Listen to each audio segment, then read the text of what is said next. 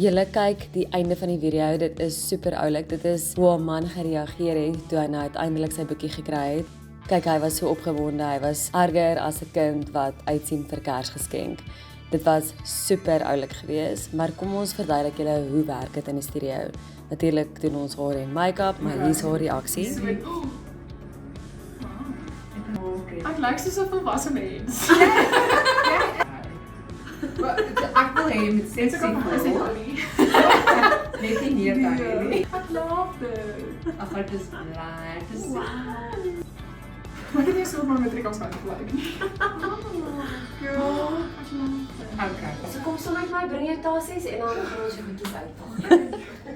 Okay, maar Haar reaksie was super oulik, maar wanneer dit by die aantrekkamer kom en jy pak jou lingerie sets uit, help ek jou altyd kies. Die rede daarvoor is, ons vrouens wil alles toemaak, maar 'n bedorssessie is natuurlik om jou liggaam te feature en te celebrate. En vir daai rede maak ek seker ek help jou kies. Hot, julle.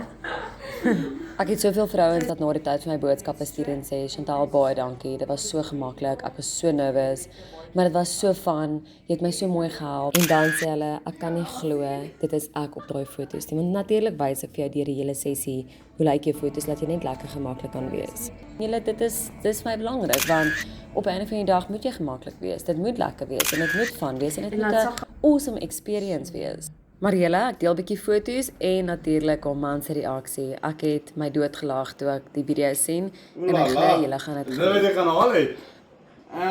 maybe.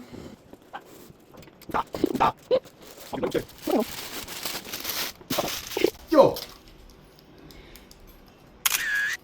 Dis baie nice. Is dit nou al die foto's wat sy geëdit het? Wat die inkom? Dis kakkoel. Jo. Dis kakgoeie werk. Nee, soos goed. Sy is baie fucking goed. Ek like dit so dat ja, dis kakgoed.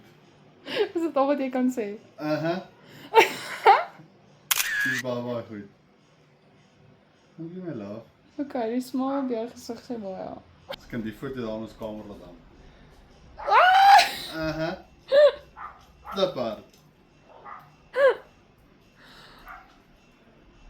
Dis baie fucking mooi. Joh, jy glimlag soos 'n kat wat pierentjie melk gekry het. Ja, menses.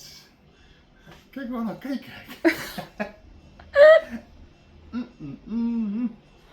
Die waterdruppels is op kak goed.